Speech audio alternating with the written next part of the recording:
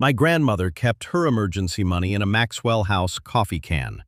Not a savings account, not a money market fund, a coffee can, pushed all the way to the back of the cabinet above the refrigerator, the one you needed a step stool to reach. And inside that can was maybe $200, folded in half, held together with a rubber band that had been stretched so many times it had gone soft. That was the plan. That was the safety net.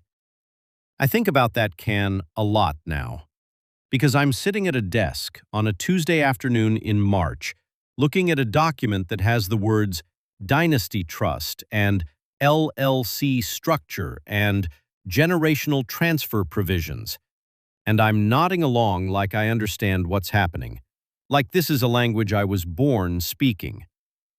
I wasn't. No one handed me a book when I was 7 years old that said, "You are poor, and here is what that means for your future." Nobody sat me down for that conversation. Instead, I learned it the way you learn to walk, through my body, through repetition, through watching. I learned it in the way my father's jaw would tighten, just slightly, when the car made a strange noise on the highway. I learned it in the way my mother would go very quiet when she opened the mail, in the way certain conversations just stopped when I entered the room. That's what an invisible ceiling is. It's not a thing you're told. It's a thing you absorb, through the walls, through the silence, through every decision made from scarcity instead of possibility.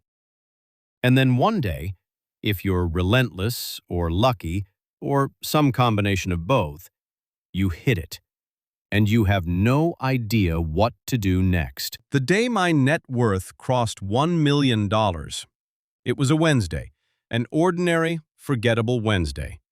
There was no cinematic swell of music, no slow-motion moment of looking out over a city skyline. I wasn't popping champagne. I was eating leftover rice from a container I'd brought from home, staring at a spreadsheet, and the number just tipped. And I felt nothing. No, that's not right. I felt something. I just didn't have a word for it. It wasn't joy. It wasn't relief. It was something closer to the feeling of standing in a room after everyone has left. That particular silence that is heavy because it used to be full. The people who write books about financial independence will tell you this is the moment everything changes. And they're right. But they don't tell you how it changes, or how disorienting that is when you come from a family that has no emotional vocabulary for this milestone. There is no ritual, no elder to call, no one who has stood in this specific room before you and can tell you what it means. So I called my mother. I called her right away, the way I always do when something significant happens, because she is still the first person I think of. And I talked to her for 20 minutes. We talked about her neighbor, about my cousin's new job, about whether it was going to rain that weekend. And I did not tell her the number. I held the number in my chest the entire conversation, because I knew that if I said it out loud to her, something would shift. It would put us on opposite sides of a river that neither of us would be able to name or swim across. She would either worry for me, or worry about herself, or feel proud in a way that carried sadness in it. And I wasn't ready to watch her reorganize her love for me around a number. So I said, "Love you. Talk soon."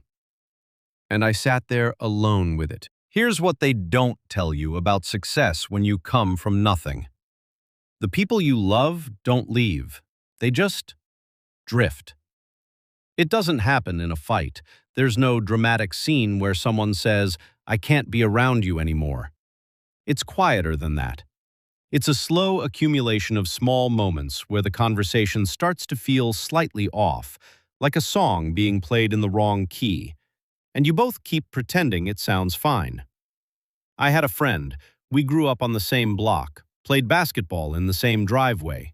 His family and my family shared a kind of unspoken shorthand about what money did and didn't do, about what you expected from the world and what you didn't bother expecting.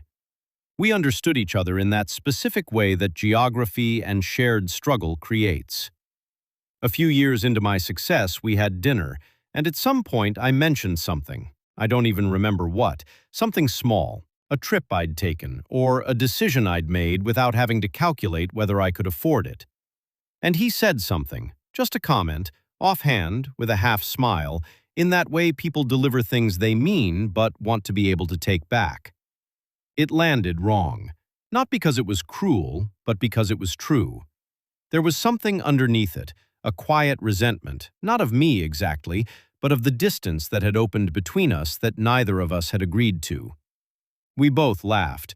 We both pretended it passed cleanly. We talk maybe 4 times a year now. And the loneliness of that, the specific loneliness of realizing that your progress makes people feel smaller about themselves, through no fault of yours and no fault of theirs, that is one of the most isolating things about this journey. You don't lose friends to malice. You lose them to the mathematics of diverging lives. 2 boats that were once tied together at the dock, slowly drifting as the tide comes in, until one day you look up and the other boat is just a shape on the horizon. I want to be very precise about the guilt because it gets mischaracterized. It is not guilt about having money. It's not some abstract philosophical discomfort about inequality. It is far more specific and far more physical than that. It is this. My mother still worries about money. Not as dramatically as she once did. Things are better for her now. But the habit of worry, the reflex of it, is still there. It's in the way she double-checks the bill at a restaurant, in the way she mentions the price of things, in the way scarcity, even when it's no longer present, still moves through her body like a phantom limb. And I could write a check today that would end that worry forever. I have that capacity now. That is real. And I can't do it. Not without changing something between us that cannot be unchanged. Because money, when it moves between family members in large amounts, does not move cleanly. It carries power and obligation and a quiet renegotiation of who each person is in relation to the other.